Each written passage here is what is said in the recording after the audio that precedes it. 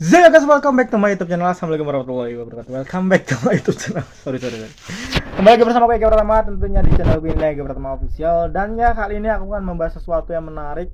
Dan pembahasan ini mungkin belum pernah aku bahas. Jadi ketika kedepannya akan aku bahas selalu, tapi dengan sudut pandang yang berbeda, mungkin itu yang akan terjadi. Oke?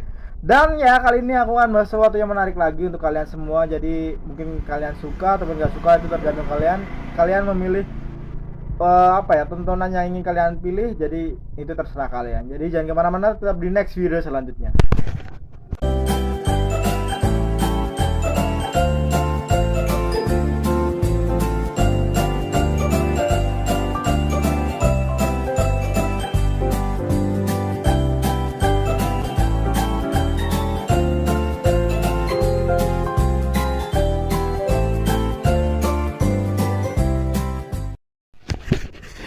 Zaka, jumpa lagi bersama aku Ega. Dan ya, tadi aku bilang sesuatu, aku akan membahas sesuatu yang menarik. Tapi sebelum masuk ke inti videonya, seperti biasanya aku ingin nyapa dulu ke kalian nih. Bagaimana kabar kalian? Semoga sehat selalu, semoga panjang umur, semoga murah rezeki.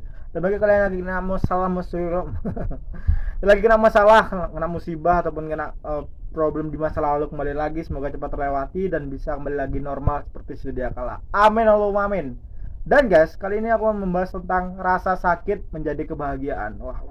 Pembahasan ini mungkin akan sedikit sama-sama dengan pembahasan orang lain mungkin, tapi hanya berbeda sedikit tentang judul ataupun apapun itu nggak masalah, karena aku akan membahas dari sudut pandang aku sebagai Sagittarius tentunya guys. Dan rasa sakit menjadi kebahagiaan itu ada beberapa faktor kenapa, dan kenapa, bagaimana, terus mengapa.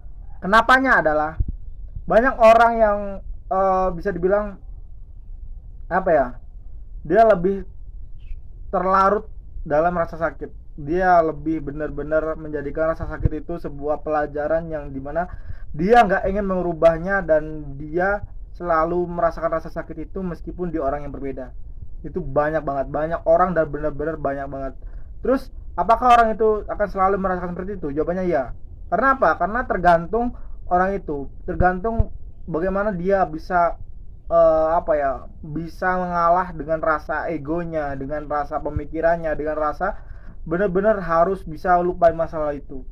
Toh kita dengan kehidupan kita tidak akan menemui orang sama, meskipun hampir-hampir sama, tapi nggak sepenuhnya sama. Ya, di dunia ini aku bisa menilai bahwa ada berapa puluh persen manusia itu memiliki sifat yang sama. Ketika orang itu berbuat jahat, maka kita akan bisa menebak kejahatan itu seperti apa. Dan ketika orang itu baik pun, kita akan bisa menebak kebaikannya itu seperti apa. Tapi yang kita tidak bisa menebak adalah batasnya. Ada orang yang bisa berbuat jahat terus selamanya, juga ada. Tapi ada juga orang yang berbuat jahat terus dan dia memiliki fase yang sampai di titik bosan dan ingin merubah itu untuk berbuat baik. Tapi sayangnya banyak di lingkungannya menganggap orang itu jahat, dia masih melakukan seperti kejahatan yang dulu-dulu. Lingkungannya itu belum bisa membuka membuka pandangan, karena mungkin kejahatannya itu mungkin sudah terlalu fatal ya menurut lingkungannya, sehingga sulit banget untuk mengembalikan image yang harusnya baik menjadi baik, yang harusnya yang tadinya jahat menjadi baik. Karena image itu yang paling penting di dalam kehidupan masyarakat ya. Dan aku berpikir bahwa sampai detik ini guys, ketika kita berbuat baik itu gak akan selamanya enak. Karena ketika kamu berbuat baik, kamu harus juga mementingkan perasaan orang lain, kamu juga harus mementingkan sudut pandang orang lain dan anggapan orang lain. Itu yang harus kamu pentingkan. Tapi apakah harus selamanya seperti itu bang? Jawabannya enggak. Kalau kamu selalu selalu menghargai dan orang itu tidak bisa menghargai, lepas. Kita tidak perlu selalu menyenangkan orang lain. Kita tidak diwajibkan untuk selalu menyenangkan orang lain. Kita hanya manusia biasa. Jadi ketika salah itu ada, maka kita harus memilih salah itu untuk diri kita sendiri. Biarkan orang lain menganggap kamu itu seperti apa. Yang penting kamu tidak pernah merugikan orang lain, itu cukup. Dan kamu benar-benar tahu batasannya dan benar-benar nggak pernah menyalahgunakan batasan itu tersendiri. Dan kembali ke topik tadi terus bagaimana Bang? Bagaimana caranya untuk bisa menjadikan rasa sakit menjadi kebahagiaan. Caranya adalah kamu harus mengalah, kamu benar-benar harus bisa tahu bahwa tidak selamanya kamu akan merasa sakit, bahwa akan juga datangnya namanya kebahagiaan. Kalau kamu terus-terusan merasa aku akan selalu sakit, aku akan selalu merasa disakiti, kamu akan terlalu mendalam dengan rasa sakit itu, kamu akan selalu merasakan rasa sakit itu selamanya. Tapi kalau kamu mencoba untuk mengalah, mencoba untuk berdamai dengan masa lalu kamu, ya udah, maka akan ada datangnya kebahagiaan. Toh namanya ujian juga ada jalan keluarnya. Toh yang namanya rasa sakit ketika kita berkendara dan jatuh, lama-lama juga sembuh dan kembali, dan kita belajar dari pelajarannya adalah jangan pernah bawa motor ngebut-ngebut, contohnya kan seperti itu. Jadi semua itu sudah ada tahapannya, dari perkenalan, mencoba, dari mencoba jatuh, dari menjatuh ahli. Tapi kalau kamu sudah perkenalan, mencoba, dan jatuh, kalau kamu jatuh gini aja kamu nggak bisa lewati, kamu nggak akan pernah menjadi ahli, kamu nggak akan pernah menjadi orang yang berpengalaman dalam bidang itu. Karena apa? Yang kamu rasakan adalah rasa sakitnya, bukan rasa ikhlasnya. Karena ketika kamu menjadi ahli, kamu sudah harus benar-benar ikhlas tentang masa lalu kamu. Kamu harus menjadikan sebuah masa lalu adalah pembelajaran agar kedepannya kamu bisa melangkah jauh lebih baik lagi dan bisa mentakar nih resiko bagaimana itu yang akan terjadi, ya. Jadi apa bang pengaruhnya dengan Sagittarius? Pengaruh banget, apalagi kan cenderung Sagittarius kan memiliki sifat yang bodoh amatan. Jadi nggak heran ketika Sagittarius dipandang sebelah mata karena sifat bodoh amatan itu. Tapi sisi positifnya adalah kita tidak pernah menyinggung perasaan orang lain, dari ucapan kita, dari kalimat kita, dari guyonan kita nggak pernah itu. Karena apa? Bodoh amat.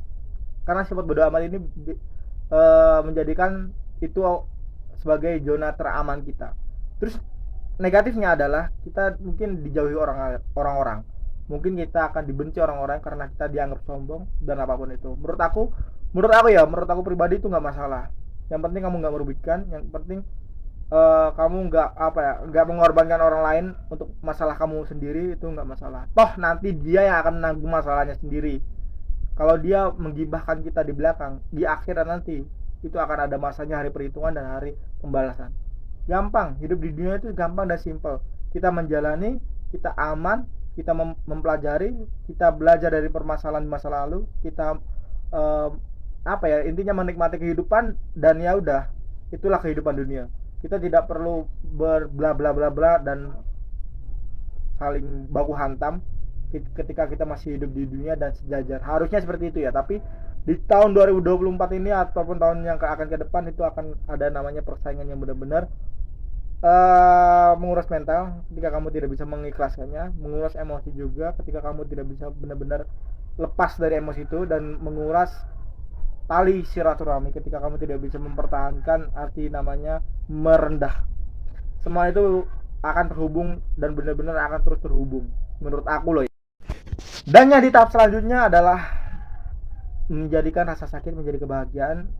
Itu menurut aku wajib banget di tahap manusia yang sudah benar-benar berumur, apalagi ya benar-benar sudah tua. Harusnya kita bisa berpikir bahwa ketika kita tidak bisa mengikhlaskan rasa sakit itu, setidaknya kita harus benar-benar menjauhi orang yang menyebabkan rasa sakit itu. Menjauhi bukan berarti menendam, enggak. Justru kita harus benar-benar menjauhi dan menghindar dari orang-orang seperti itu. Setidaknya kita menyapa aja udah cukup.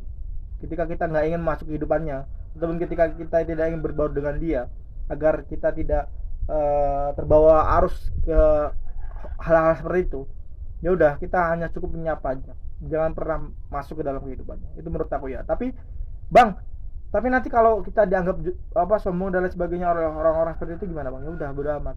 Mungkin kita bukan circle mereka, ataupun kita masih di bawah mereka, dalam tahap circle mereka ya.